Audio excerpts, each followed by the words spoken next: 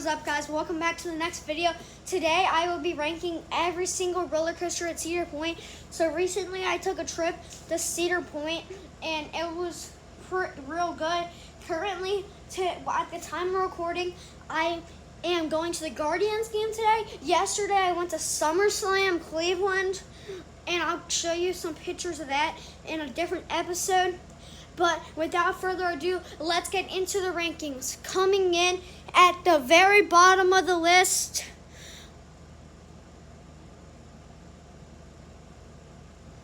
number, I believe, 15, I think.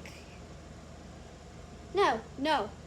Coming in at number 17, of course, let's just not go over this. So, number 17, of course, is Wilderness Run. Number 16, of course, is Woodstock Express. And number 17 is Corkscrew.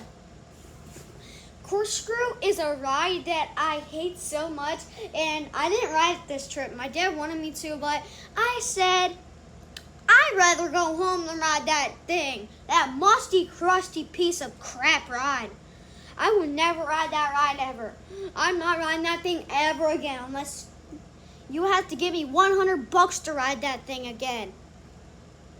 Okay, so coming in now at the number 16 spot is Magnum XL 200. I'm so sorry, guys, about this, but I hate Magnum.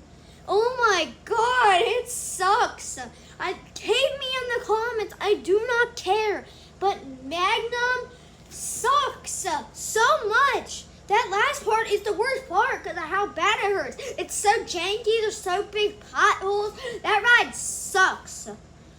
Okay, now, so coming in at number 15, of course, are the parts that we don't need to go over. Wilderness Run, and then, of course, number 14, Woodstock Express. So coming in at number 13, we have the Cedar Creek Mine Ride.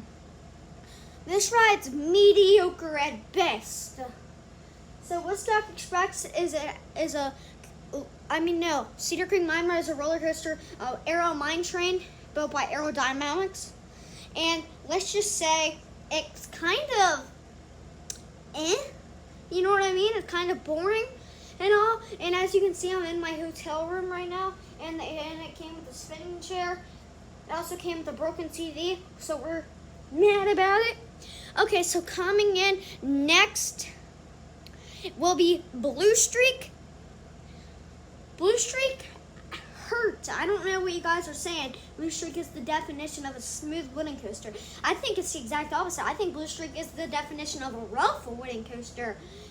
I mean, I don't know what you guys' problem are. Blue Streak sucks. Like, sucks. Like, sucks. Okay, I'm just kidding, but like, Blue Streak had some really good poppers of airtime, but the roughness really takes away from it. And in my opinion, Blue Streak's better than the Racer at Kings Island.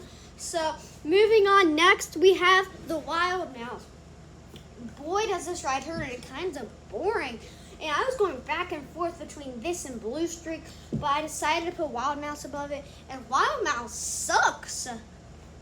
No, it's kind of boring. There's like nothing to do on it. I think Ricochet's better than that. Ricochet's better. But anyway, moving on to the next number, Iron Dragon. And let's just say, this is the ride that I just want to get onto when I just feel like chilling and stuff. And I just don't want to walk anymore. I mean, it gives you a beautiful view of the lake and all the green under you and stuff. And I just like it. It's just so decent.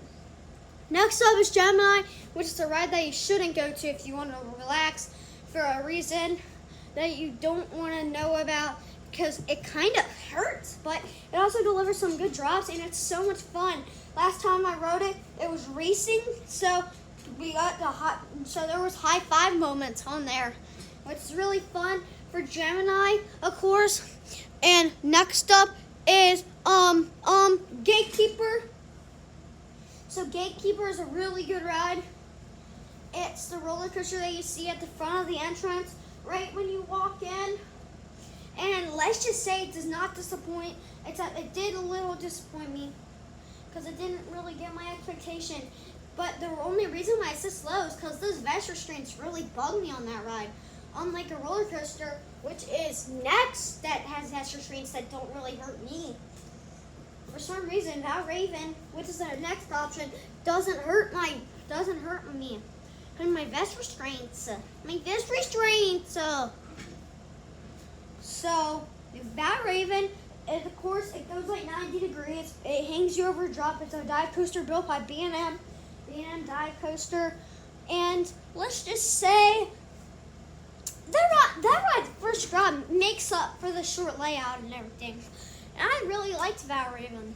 I thought it was pretty fun. Except I only rode it once though, because boy does that line get long.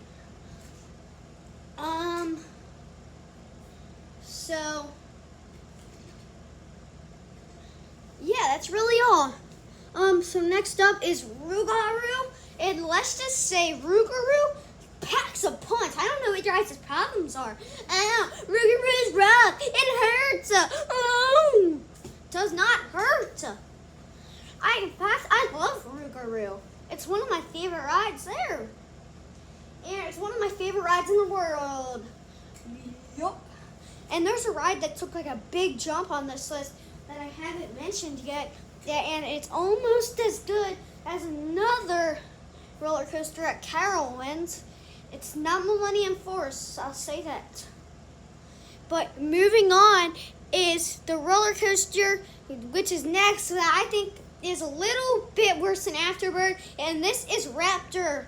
And let's just say, the first time coming out of Raptor, I didn't really like it, but every single time I ride it, it just keeps getting better and better and better. It's to the point where now I just love it, and it's super snappy and everything. I was like so snappy the entire ride, and I just love Raptor, which is why it's coming in at my number 4 spot. But it always gets a line, which is the rough thing about it. So anyway, moving on. Next up is Millennium Force.